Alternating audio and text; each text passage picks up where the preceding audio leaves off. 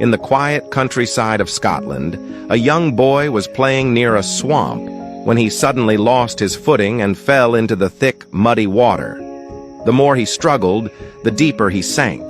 Terrified, he screamed for help, his cries echoing across the open fields. A poor farmer named Fleming was working nearby when he heard the desperate cries. Without a second thought, he dropped his tools and ran toward the sound. As he reached the edge of the swamp, he saw the child flailing, barely able to keep his head above the water.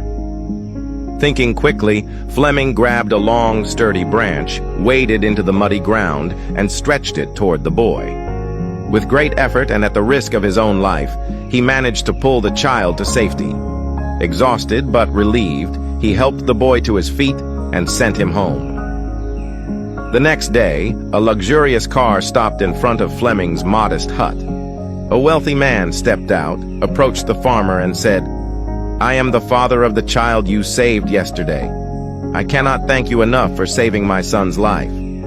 I know I can never truly repay you, but is there anything I can do for you?" The farmer, touched by the man's gratitude, replied, "I appreciate your kindness, but I cannot accept money for something I did out of humanity." At that moment, the farmer's young son appeared at the door of the hut. Seeing the boy and noticing the humble conditions in which the farmer lived, the wealthy man had an idea. He said, "If you won't accept money, then let me offer something else. Let me take responsibility for your son's education." The farmer hesitated for a moment. Sending his son to a prestigious institution was beyond his wildest dreams, but realizing the incredible opportunity before him, he nodded in agreement.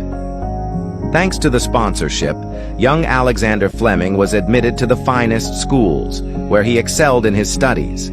He later attended St. Mary's Hospital Medical School in London, where his relentless curiosity and scientific brilliance led him to a groundbreaking discovery: the world's first antibiotic, penicillin, in 1928.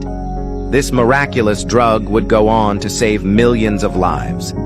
But the story doesn't end there. Years later, during World War II, the wealthy man's son fell seriously ill with pneumonia. His condition was critical, and his survival seemed uncertain. He was treated with penicillin, the very drug discovered by none other than Sir Alexander Fleming. That wealthy man's son was none other than Winston Churchill, who later became the Prime Minister of Britain twice. This story is a powerful reminder that kindness has a way of coming full circle. A selfless act, done without expectation of reward, can return in ways one could never imagine. Do good for others, not for recognition, but because it is the right thing to do.